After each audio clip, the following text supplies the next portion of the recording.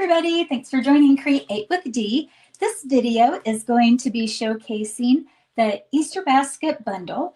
It's in the 2026 mini catalog from Stampin' Up. It's the one that runs January through May 2026. It's an adorable little Easter basket that I've designed for you, and just perfect for those little treats that you might want to give. So great for maybe your grandkids, for office mates, etc. Or just because you want to give some to some of your friends. Actually, I think this would be a really cute, like a woman's luncheon that you could have, or even at your Easter dinner, a little treat to welcome people. All right, so let's go ahead and we'll get started making this little treat holder.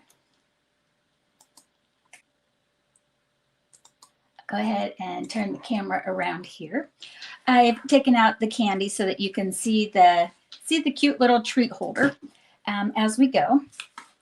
All right, so what we're going to do is we're going to make the basket first, and then we'll do some coloring and die cutting out of our little cute Easter basket images that come with that stamp set in that bundle. I'm going to start with a square of crumb cake. It's 4 by 4, and we're going to score at 1 inch on all 4 sides.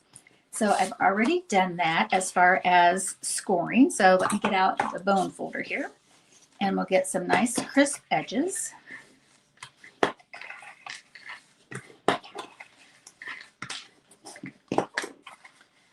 All right, and then here's how we want to go ahead and trim those up. So on one side, you're going to cut up along the score line, and we're just going to take out a little triangle piece called mitering. We'll go ahead and miter those corners. It just helps hide and tuck in those folds. So again, we'll snip up to the fold line, the score line, so just follow that along, and we'll trim. And then turn it to the opposite side and do the same thing. Okay, so we'll go ahead and we're making our little open box. So basically we're making just a box bottom.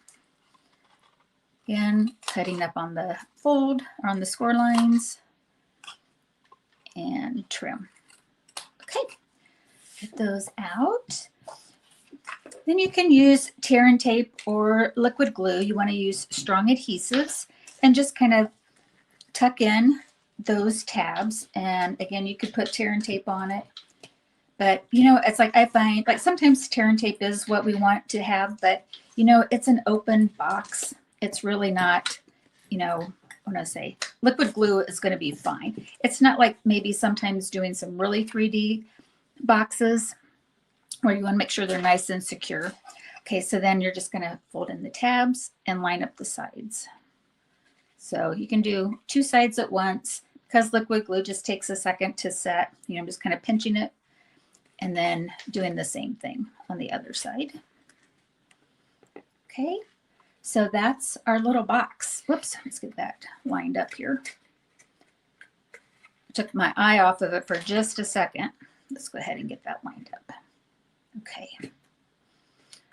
There we go. So a nice little open box. So again, you've got a 2 by 2 square in there. And I found that was perfect for the baskets. So I took my Easter basket dies, and for the basket, I die cut out 2 of the basket images. And then this die here that you see with the stripes, this one, when you die cut it out, you get I believe 8 strips. Okay, so that's what you can use then for your weave. And this is a good size basket die. You know, so this is, you know, it's a substantial treat holder. So when you die cut this out, again, it's going to die cut out the weave marks for the basket. So I did that with crumb cake. I did 2 of them. And I've already weaved one of the baskets ahead of time because I did weave it front and back. So you can see that, so that if it's on the desk or something that you can see it. My little crinkle paper is getting all over. Okay, here's how I do the basket to do the weaving. You can do as many of the weaves as you want. I wanted a really natural looking one because I wanted the colors of the bunny and the Easter egg to kind of pop on it. But you can so make these colorful basket stripes if you want. All right, so I'm just using 3 on my Easter basket as far as 3 weaved ones. So to weave, you just kind of go in and out. And like what I do is like I go ahead and like poke this up with my nail, and then you can just kind of come under it. So just kind of weave it all the way through. So it's just up and over, up and over. Okay. And then what I like to do, because we're going to alternate which side that we go up and under over. So your next one, like for example, if this one is over, we're going to go under on the next row. But while we have this one popped up, for me, it's easier to go ahead and just kind of slide in that 3rd row because the weave does get a little tight to keep switching it back and forth. So since you have those pulled up again, my tip is to just go ahead and put in another row. Again, this is going to be alternating. All right, so now that we have the 1st and the 3rd row, we're going to come in with the 2nd row. And again, it needs to be opposite. You know, so where this one's over, the 1st one, we want to have this be under. And so what I kind of do is, again, we're going to kind of train the paper. I'm going to just kind of pop up these.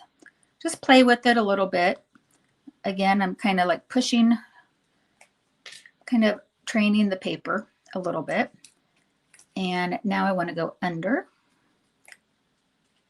Always just a little tricky to get this first one started because you're coming up and under. There we go. Okay, so again, we're just going alternating up and under. Go ahead and get your nail in there. You know, you might even want to get like a, where's my take and pick tool? You know, you might even want to go ahead and kind of use that. Whoops, that's under. So this has to come back under. Okay, so just kind of, you know, get something in there to open that up a little bit. Go. Oops. There we go. So again, it's just kind of, it's a little bit forced here. And you know what would be really great? And it's like, I actually should have looked in my sewing basket. I don't sew, but I do have like those really, I think they're called like upholstery needles.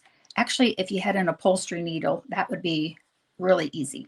But you can see like once you get it started, it kind of plays up and down on that. So let's just get that last one tucked in. Okay. So that's how you do the weave on your baskets. And you don't even need to glue these down because as you can see, that weave is pretty tight.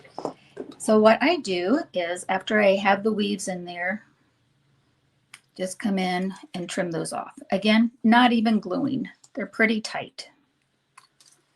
So get that trimmed up.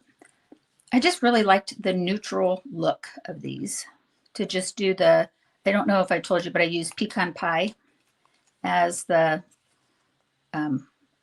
color of the basket weave. So crumb cake and then a little darker tone. There we've got cute baskets. Yay. All right, next we're going to go ahead and glue our baskets onto the front. And I thought that was a perfect size of a box that I created for it because you can just put adhesive all on the front of it. And let me see here real quick. I do like to have the flaps on like where we did the tabs to be on the outside or, you know, of it. So I don't know that it matters, but that's how I like to have it look. And we'll go ahead. We can put glue all on one of the sides. And then this is your chance to, you know, even out your rows if you want. And we're just going to put that right there. I'm going to go ahead and sit it up so that I can like get it flush with it. So that's how it looks on that side. And then we're going to do the same thing on the other side. Just go ahead and put your adhesive all on the side, the opposite side. We'll put our basket here and then kind of put it down. Okay, and just give that a little second to, put into place. There we have it. That's the basket. Too cute. I love it, love it, love it. In the die set, there's also a bow, and I'm going to go ahead and put the bow right on top here, and I'm going to put that on with a glue dot. And the reason why I'm going to use a glue dot is that it's nice and little and clear. And let's go ahead and get one of these, get a mini glue dot, pull this down a little bit so you can see it. And then we put that right in the center of our basket on the top. And then our bow can go up here. Cute. All right, so that's the basket. Let's go ahead and we'll decorate the front with some of the coordinating little bunny images.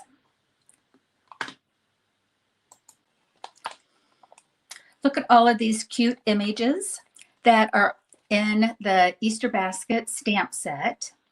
And again, the dies will die cut out several of these images here. So I'm using this cute little bunny here and the egg for the decorating on the top. And I'm going to use the Memento Ink Black because I'm going to use my Stampin' Blends to color. Okay, so let's get that. Go ahead and move this for just a second. Put it over here. And a little basket weave little cut off there. All right, let's put this here. Go this way. Let's get some scrap basic white. And we'll get our Memento ink with our bunny and our Easter egg. Okay. So the colors of the blends that I'm using, I've got Crumb Cake, Pretty in Pink, Balmy Blue, Peach Pie, Lemon Lolly, and Shy Shamrock. So these are all of my colors that I'm going to be using to incorporate my springtime colors. And on the bunny, I've got her or him outlined in the crumb cake, just to give definition to our bunny.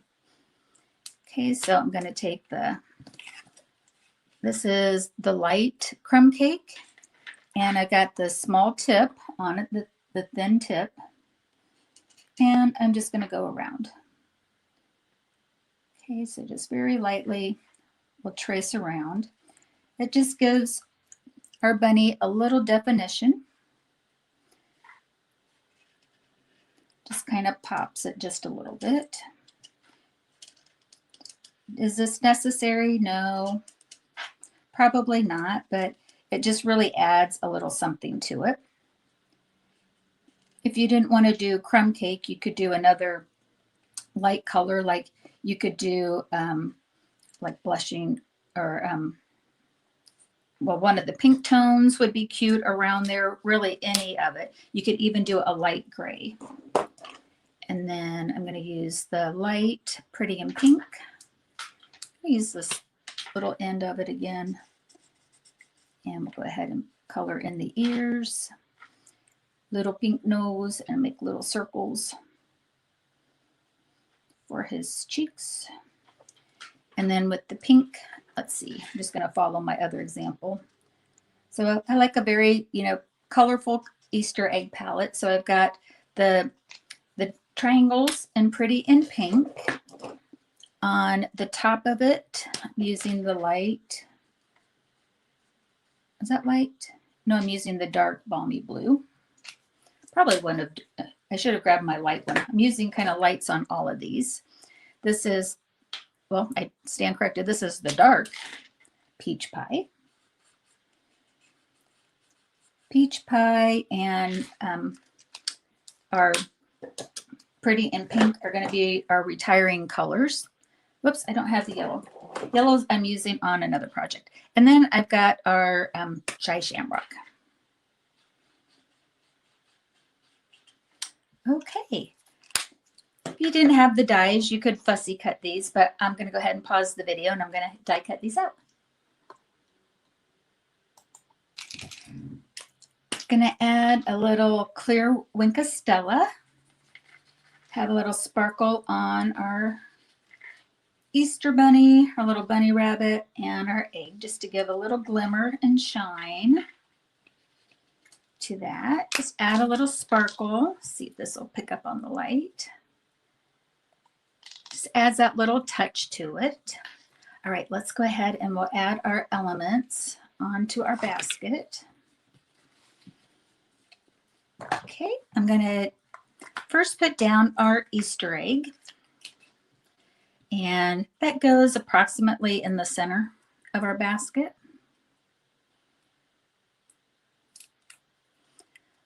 And so that can go down here on the bottom. And then on our bunny, we don't want to put anything up on the top of the ears because it's going to overlap the top of it. So, you know, don't go too much higher than the nose on here. So I'm going to put it about on the nose and then another one down below.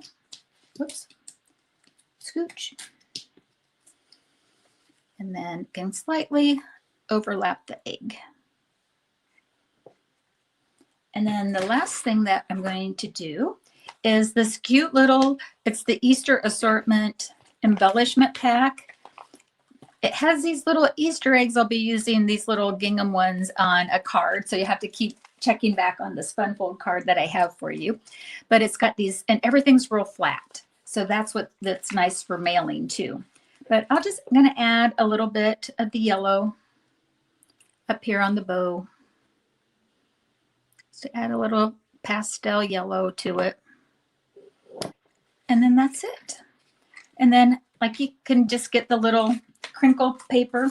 And like I said, here's the, here's some Lindor chocolates, like those will fit in there. Here's like the fun size Easter egg from Reese's. So you have quite a bit of room in there. You know, you could fill it up with some jelly beans and all that fun stuff.